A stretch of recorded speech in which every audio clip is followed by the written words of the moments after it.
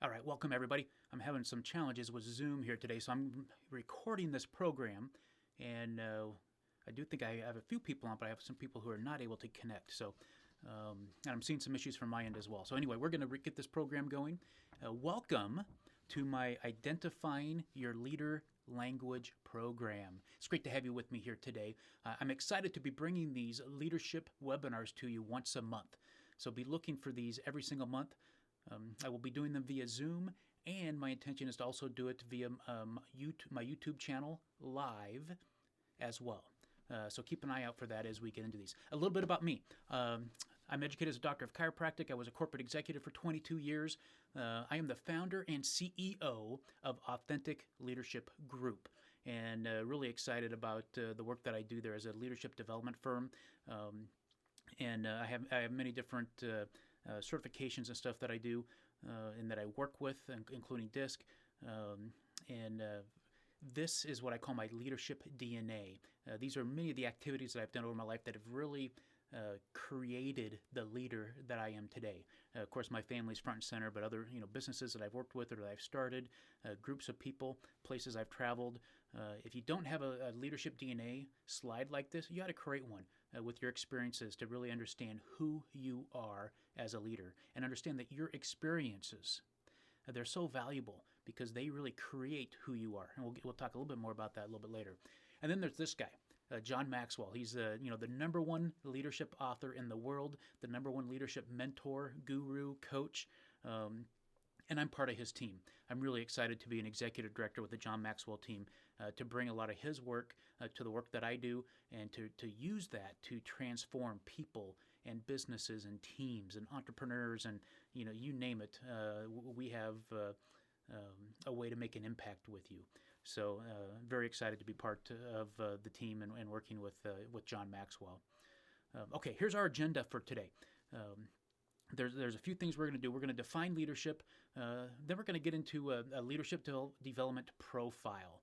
And we'll take a look at 6 different leadership profiles. And within those 6 profiles, there's actually 16 questions that I'm going to ask you. And if they resonate with you, it will help us define your leadership language as we get into this program. And so as we do that, there are actually 7 different leadership languages that we're going to talk about as we go through the program. And then at the end, we'll talk about 3 leadership traits that you should always be working on as a leader. All right, so I want to begin with this. You grab your pen or your pencil and a piece of paper, and based on what you've heard about the agenda for today and why you decided to sign up for this on the communications that went out, what is your intention for today's program? Take a moment and write down what is your intention for today's program. What do you want to get out of it?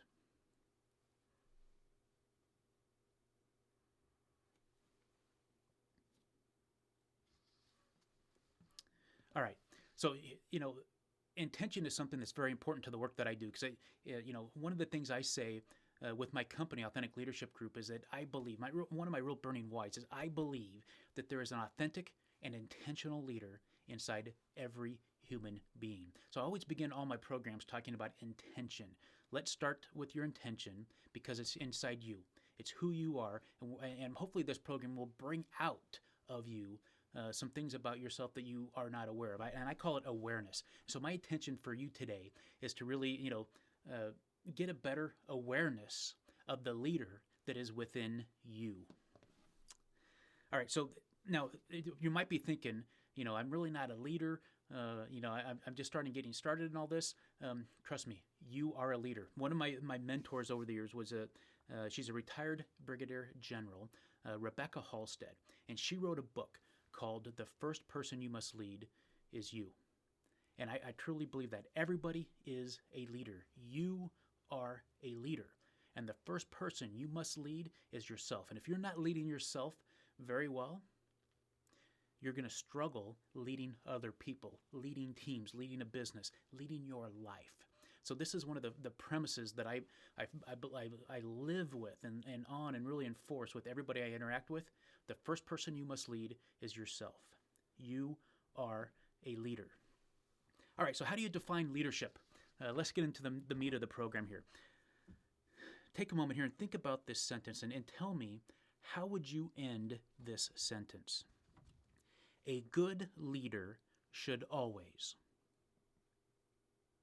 How would you end that? A good leader should always. Type your comments in the use the comments or the chat here to answer that for me. Let me know. How would you end that sentence? Because how you finish that sentence really could reveal a lot about your leadership style. Here we go. So some people say they would. A good leader should always lead by example. Should always empower employees. Should focus on the team. Should encourage the team to meet goals. Should look after the team. Should let the team's light shine. I like that. Should lead themselves first. You're listening. Should have a vision. Those are great. And don't worry about this. You're not being graded based on your answers that are here. So many great ways as to how you would define leadership. There are several different ways to define leadership, and probably for myself, this definition by Anthony Robbins is the definition that resonates the most with me over the years. He defines leadership as the courage to take the first step and the capacity to influence thoughts, feelings, and behaviors in others for the greater good. And what I love about this is it's about courage and capacity. You have to have courage to be a leader, and you have to have capacity to be a leader. John Maxwell, who I mentioned earlier, he says that leadership is influence, nothing more, nothing less. So you can find many different definitions that are out there. Find one for yourself that really works for you. But this is mine here that I love a lot. All right. Excuse me. Let's talk about what makes a good leader. And before we get into talking about some of the answers that you gave us here just a little bit, I want to share with you how James Burns, a Pulitzer Prize winning leadership expert, he's a political scientist, I want to share with you how he defines leadership. And he says that, according to his principles of transformational leadership, an effective leader is someone who does the four following things. Number one, they create an inspiring vision of the future. Number two, they motivate and inspire people to engage in that vision. And these are some things that came out in the comments we heard just a minute ago. Number three, manages the delivery of the vision. And then number four, they coach and build a team so that it's more effective at achieving the vision. Creates, motivates, manages, coaches, and builds are the things that he says that make a good leader. And in this case, he calls them these principles of transformational leadership. So anyone who strives to be a leader should always be changing and improving based on the information that they learn as they go, and also what they learn from their followers and what their followers need from them. People are different, teams are different, projects are different. And, to be a fluid leader, you need to lead people where they are at, lead projects where they are at. If you're leading everybody the same way, you're not connecting with the majority of the people that are on that team because they are all different. And, the longer you act as a leader, the more likely it is that you're going to change the way you choose to complete that sentence. A good leader should always. I know my definition of leadership has changed dramatically over the years, and that's just based on my experiences that I have had. So in order to grow as a leader, you first need to know where you stand as one. So, let's break down some of the answers, some of the ways you guys have answered the questions that we talked about. And I want to start with this. This is the only leadership principle I'm going to talk about today, but I thought it was very important to have this principle be introduced to you today. And it's a principle called the lens principle. And what it says is, we see the world not as it is, but as we are. We see the world not as it is, but as we are. So I'm a person who is overly optimistic, and so I bring that optimism to everything that I do. People probably like I do who might be very pessimistic, who have a very dark outlook on life. And so they bring that into every interaction that they have, into everything that they do. Think about maybe your friends who are athletes or really into a particular sports team. You know, I know people who really live with that emotion on their sleeves, meaning they show it all the time. If that team, you know, had a bad weekend and lose a game, that affects their work for 2 or 3 days, because that's the lens that they're living in. So understand that as you change, your lens of leadership will also change. All right, so let's take a test. Are you ready for this? We're going to dive into a short survey that was developed by a couple of people, a leadership expert and professor by the name of Bill Torbert, and he worked with the psychologist Suzanne Cook-Gruder, and they developed what they called the Leadership Development Profile. And really what it does, it will help you determine which leadership style you are and that you uphold based on, you know, different actions and things that you agree with.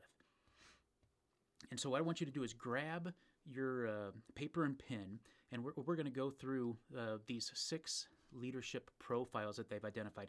Now, with each of these profiles, there are 2 or 3 statements, and those statements, I'm going to have them on the screen, and I'll read them to you. But if one of those statements really resonates with you, you're like, yeah, that's me, that's how I do practice my leadership, write down the letter and number of that statement. And at the end of these 6 leadership profiles, we'll take what you have written down, and we will then apply that to your leader language. Now, there's going to be 16 statements that I have here.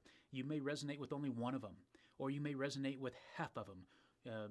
Write them all down, because that will let us know your leader language at the end.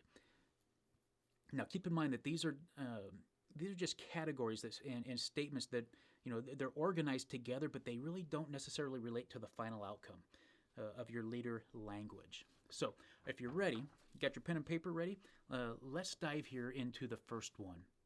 The first leader profile is the individualist. An individual leader is self-aware, creative, and they're primarily focused on their own actions as opposed to the overall organizational performance. They're exceptionally driven by the desire to exceed personal goals and constantly improve upon their skills. Now, here are some statements that an individualist leader might agree with. Are you ready? Take a look at this. The first one, I won. A good leader should always trust their own intuition over established organizational processes. If that statement really resonates with you, write down, I won. A good leader should always trust their own intuition over established organizational processes. I too. It's important to be able to relate to others so I can easily communicate complex ideas to them. If you agree with that, if that resonates with you, write down I too.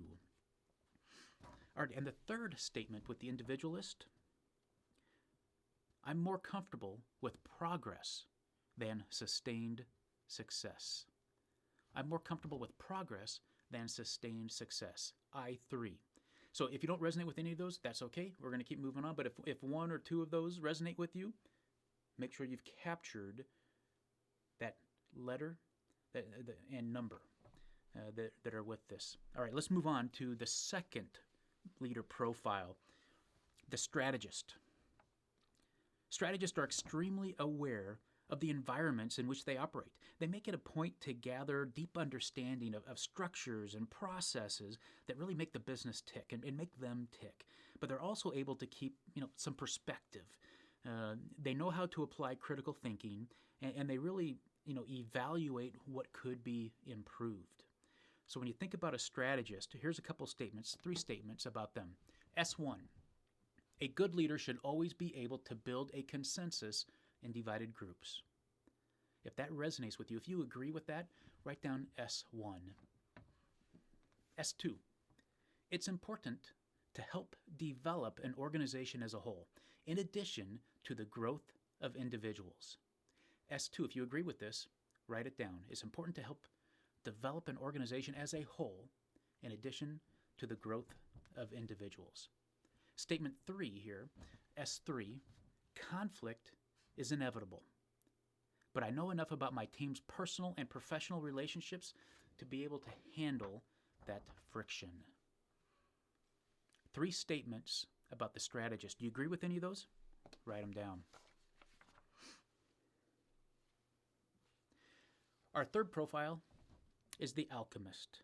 And really, what distinguishes the alchemist is their unique ability to see the big picture in everything. An alchemist is somebody who really, they want to transform things for the better. And so that, again, they have that unique ability to see the big picture in everything that happens. But also they understand needs.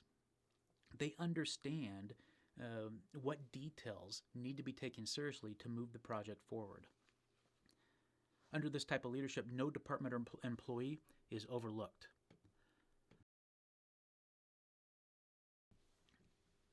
All right, so here are some statements about the alchemist. A1. A good leader helps their employees reach their highest potential and possesses the necessary empathy and moral awareness to get there. Do you agree with that? Write down A1. A2. It's important to make a profound and positive impact on whatever I'm working on. It's important to make a profound and positive impact on whatever I'm working on. A3. I have a unique ability to balance short-term needs and long-term goals. Which of those statements do you agree with, if you agree with any of them?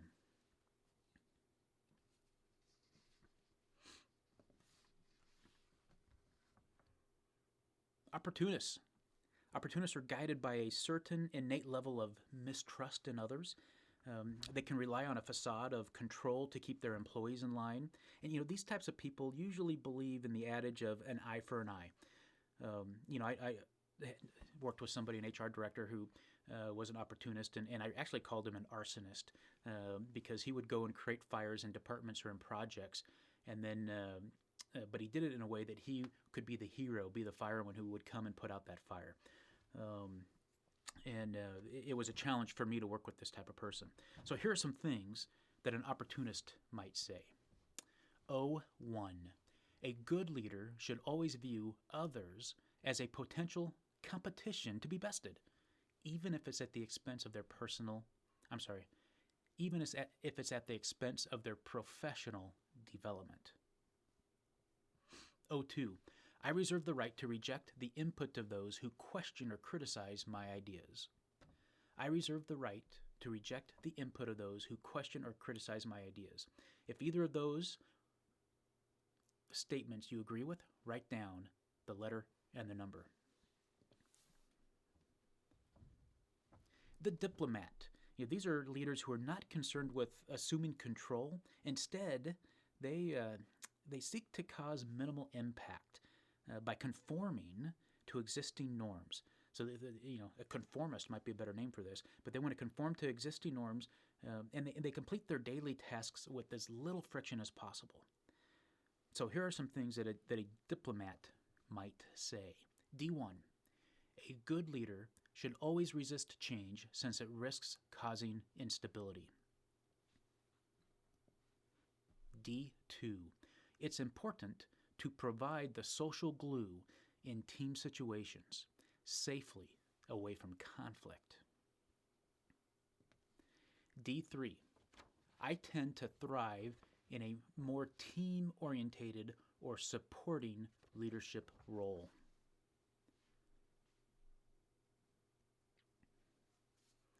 All right, let's move on to the last leadership profile, and that is the expert. The expert is always at the front line of their field, and they're continuously striving to perfect their knowledge and to really meet their own high expectations. They have goals that they have set themselves that are lofty goals. The expert is really, a fantastic contributor to the team and to the project, to the organization. They're a solid source of knowledge, but here's their weakness. The expert can usually stand to improve their emotional intelligence. And that's probably true for all leaders, but the expert especially probably has some blind spots around their own emotional intelligence. So here are some statements that an expert might agree with. E1. A good leader should prioritize their own pursuit of knowledge over the needs of the organization and their direct reports. E2. When problem solving with others in the company, my opinion tends to be the correct opinion.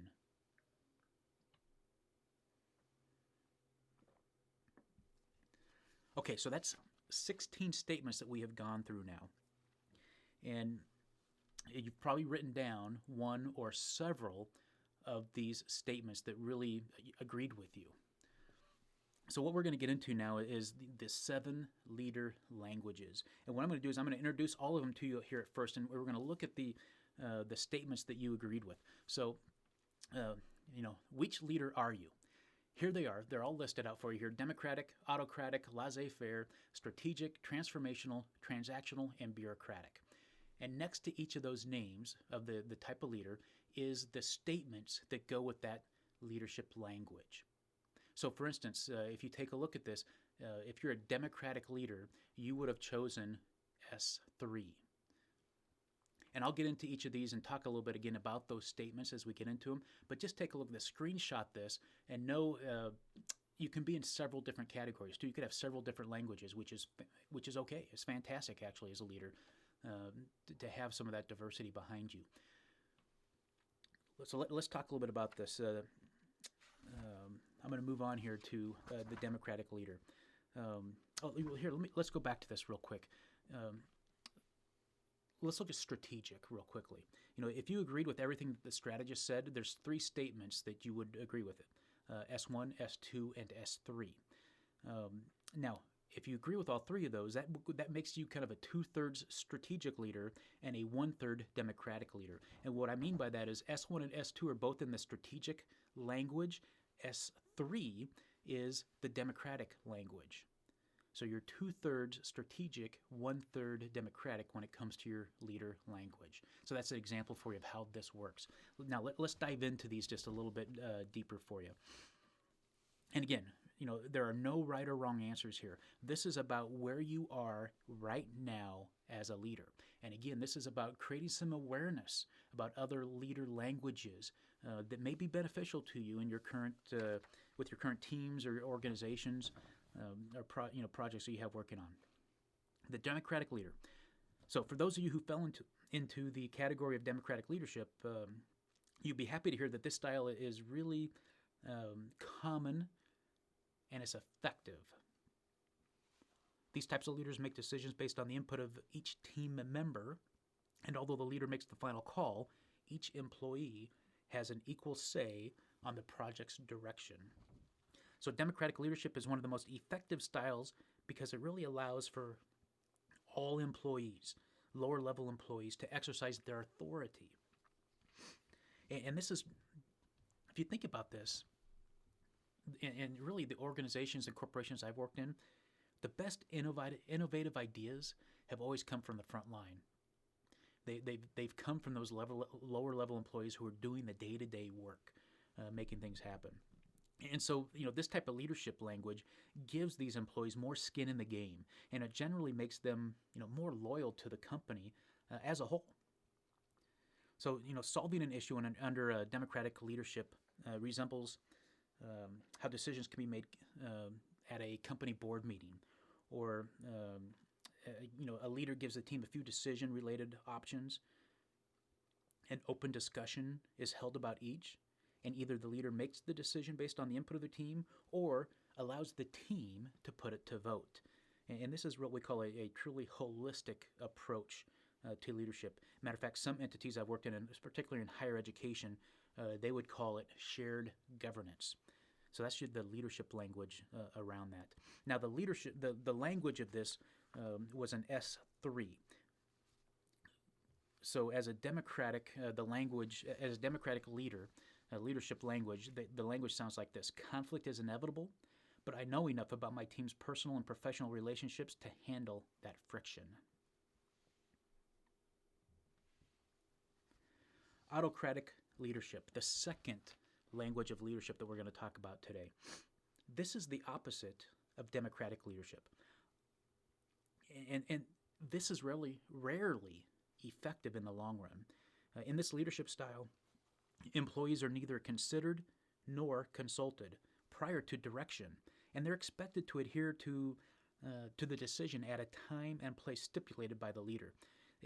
This type of leader usually is the my way or the highway type of leader. They don't take input from anybody. So an example of an autocratic leadership might be when a manager changes the hours for work shifts for multiple employees without consulting anyone. In today's workplace culture, this type of leadership just, it cannot be sustained without losing employees. So if you fell under this leadership category, work on being more open and really being open to the intellect of your employees and the perspective of your team. You do not have to do this alone. And that's what a leader is about having a team and going together. One of my favorite African proverbs says that if you want to go fast, go alone. But if you want to go far, go together. And that resonates with me here with this. So the language of an autocratic leader is something like this. They would say the statements from 01 and 02, the opportunist. A good leader should always view others as a potential competition to be tested, to be bested, even if it's at the expense of their professional development. They might say, I reserve the right to reject the input of those who question or criticize my ideas. A good leader should prioritize their own pursuit of knowledge over the needs of the organization and their direct reports. Another language that an autocratic leader might use is when problem solving with others in the company, my opinion tends to be the correct opinion. All right, that's autocratic leadership. Laissez-faire leadership. So this is one of those that reminds me of high school, because in high school I took French as a foreign language, and I recall the term laissez-faire, that and how it translates to English is let them do. And so it refers to leaders who hand over nearly all authority to their employees. So this really comes out in a young or immature business, a startup entity. You might see a laissez-faire company founder who makes no major office policies around work hours or deadlines, but they put full trust into their employees while they focus on the big pieces of running the company. While this leadership style can be empowering, for the employees, you let them do what they want, basically. It can also limit their development and really overlook some critical company growth opportunities. So there's no planning. There's really no goals, no KPIs, no milestones like that. So a young or a new leader would typically have a laissez-faire leadership language. And what that looks like or sounds like is it's important to provide the social glue in team situations safely away from conflict. Or then they might say, I tend to thrive in a more team-orientated or supporting leadership role.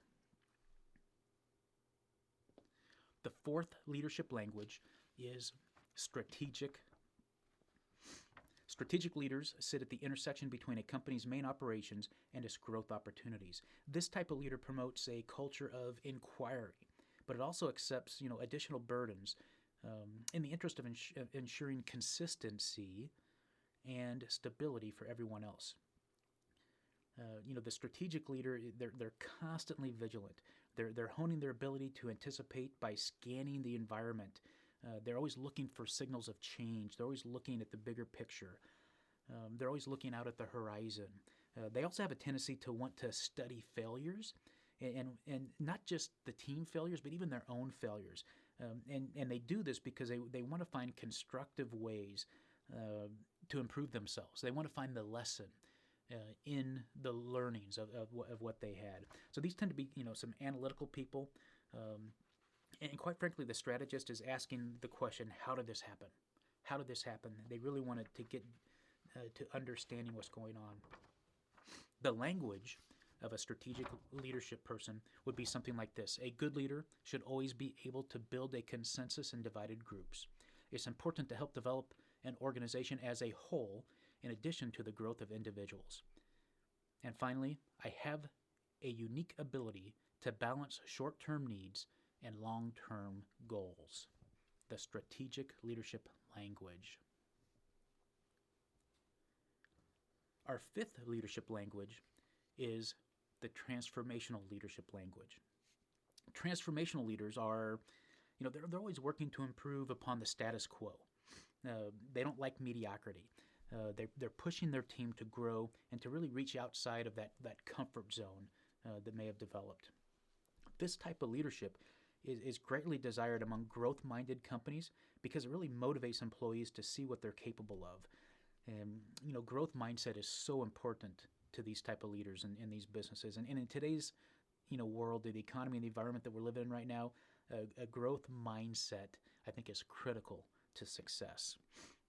One potential downfall is that transformational leaders can risk losing sight of everyone's individual learning curve, especially if the correct type of coaching and direction isn't provided. So the language that a transformational leadership person might use is this. A good leader should always trust their own intuition over established organizational processes. It's important to be able to relate to others so I can easily communicate complex ideas to them. A good leader helps their employees reach their highest potential and possesses the necessary empathy and moral awareness to get there. It's important to make a profound and positive impact on whatever I am working on. That is the language of a transformational leadership position. Perhaps the most common type of leader is a transactional leader. And this is where a transactional leader is somebody who rewards their employees for precisely the work they're expected to do.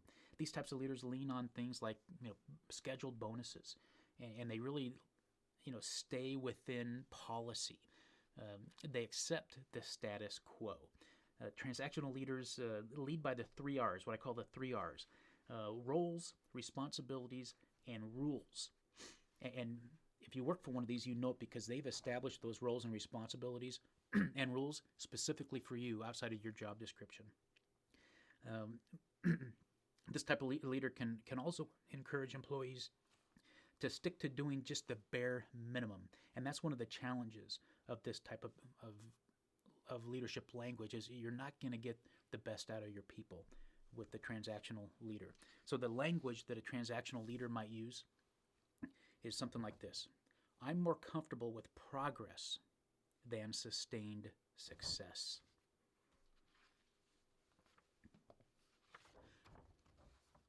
The last type of leadership language we're going to talk about today is bureaucratic leadership. Other phrases that can help describe this type of leader include traditional or old school. And these type of leaders, they really go by the book. They might listen and consider input of employees, but they tend to reject ideas if they conflict with company policy and really the past practices. They're the type of people that always like to say, we've always done it this way. So employees under this leadership style might not feel as controlled as they would under an autocratic leadership, but there is still a lack of freedom in how much people are able to do within their roles. This type of leadership can lead to discouragement and a lack of innovation. Something ambitious, growth-oriented companies definitely want to avoid is this type of leadership. There's a lack of involvement, and quite frankly, it repels people. There's a lot of red tape in a bureaucratic organization. It's a hierarchical organization where a lot of organizations nowadays tend to be a flatter organization. So the language of bureaucratic leadership sounds something like this. A good leader should always resist change since it risks causing instability. All right, so there are our 7 leadership languages. What resonated with you based on how you responded to the profile at the very beginning? All right, we're going to move into the final part of this webinar today. And what I want to do is talk about 3 things that all leaders need to continually improve. These are 3 things that every leader, no matter what your language is, this is something that you need to do on a regular basis. You need to improve these traits as a leader. So the first is communication. So regardless of what type of leadership style you fall into, we know that there are aspects that you should always be, trying to improve. And perhaps the most important one, not perhaps, it is the most important one, is communication. Very early on in my corporate career, I worked for a financial institution, and our strategic plan, our 3 pillars of our strategic plan for 10 years was communication, communication, communication. We were always working toward better communication as an organization. So, as a leader, you need to be able to clearly and succinctly explain the goals, tasks, and everything in between to your employees, to your team, to your organization. This means mastering all forms of communication, including one-on-one, face-to-face, virtual, departmental, staff-wide, as well as proper etiquette for communication via the phone, via email, and now even via social media. A large part of communicating well involves creating an open and steady flow of communication from your team and creating an environment of trustworthiness and positive feedback when people do choose to come to you with ideas. So a few things that everyone can benefit from working on in terms of their communication include, number one, and this is the biggest one, as a leader, you need to be able to read the body language of those that you're talking with. Really understand the unspoken word. You're hearing what they're saying, but also read what they're not saying based on their body language. So critical as a leader. The second thing you can benefit from working on your communication is to really reduce the ambiguity in written and spoken language. Again, be clear and succinct in everything that you do and say. The third piece to this is learning more about active listening. And active listening is pretty simple when you think about it. What that means is you're listening to them with the intent to understand, not with the intent to respond. You have 2 ears and 1 mouth for a reason, and this is important in active listening. Use them that way. And I'll tell you, as a leader, particularly if you are a new leader, communication is what's going to set you apart. It's what's going to help the people follow you because of how you communicate. But there's one thing I want you to understand. People don't care what you know. But, they want to know that you care. And if once they know that you care, then that opens up a whole nother, opportunity for you as a leader to really move the organization forward. But it's not about what you know. It's about how you affect them in the heart, how you care for them. And if they know that they're cared for, they're going to be better followers of your leadership style. Communication is what drives that forward for you. The second trait that you need to keep focused on is keeping your team motivated. And think about this. As a leader, it's your job to inspire your workers, your team, your people to go the extra mile. And you need to build their self-esteem along the way. Why? Think about that. Well, because it will help them continue to stay loyal to their work, to you, to the organization. It increases their investment in the success of the company. And that's critical. When they can see that success, feel that success, be part of that success, they're motivated to continue to do great work for you. In order to keep your team motivated, though, you need to show them that you're committed to them by asking for feedback on a regular basis, being open to listening to their concerns, recognizing them in front of the rest of the team. That's huge. Congratulate them, celebrate a win or something that they did in front of the entire team. You need to be able to understand differences in their work styles and personalities. Remember earlier I talked about if you're leading everybody the same way, you're not going to be effective. You're only connecting with the very small percent of the people that you're leading. Everybody's different. Their work styles are different. Their personalities are different. But man, saying thank you for the work that they do, that reward, that recognition is huge. And that goes to helping you earn their heart. It shows them that you care for them when you do that. So keep your team motivated. All right, the final piece of this is practicing your ability to delegate. And this is a hard one for leaders. And quite frankly, it's really common amongst new leaders to believe that delegating tasks is a sign of weakness. Understand, it is not a sign of weakness. It's a sign of trust. And trust is one of those things. Matter of fact, there's a law in leadership. We call it the law of the solid ground, law of solid ground. and it deals with trust. I'm not going to get into that today. That's for another time. But know that trust is an important part of being a leader. Trust in your team. By identifying the skills of your employees and assigning duties to them based on their skills, you're being smart. You're being strategic. You're being resourceful. So use those communication skills to define expectations, explore what each employee might be willing to take on. Be creative in the way that you assign responsibility and ask for feedback about the best way to take on a task. Just because you've been doing something one way doesn't mean that there isn't a second, a third, or a fourth way that someone else could do the task just as well. So be flexible. And this is about, is it the right answer or is it a right answer? Everything you do as a leader, there is more than one way to accomplish a goal. There's more than one way to achieve success. There's more than one way to achieve significance. You're not going to know those unless you delegate and really include the team in the process. Trust the team. And by the way, when you delegate more, you free up your mind. You're not thinking about all the little tasks and all the little details that you need to be doing. And when you free up your mind, you can be more creative as a leader. You can be more impactful as a leader because you'll see farther and you'll see clearer when you're delegating a lot of the tasks that you're working on. Okay. So I want you to take a moment and go back to what your intention was at the beginning of this program. And think about, what did you learn today? What did you learn during this presentation today?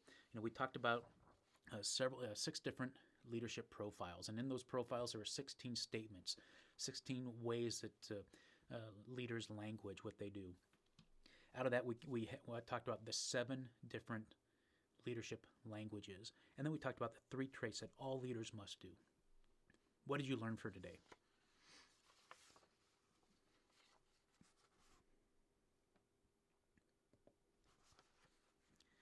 I know there's a lot that we covered here today in a short period of time. Take some of this and use it. Come back.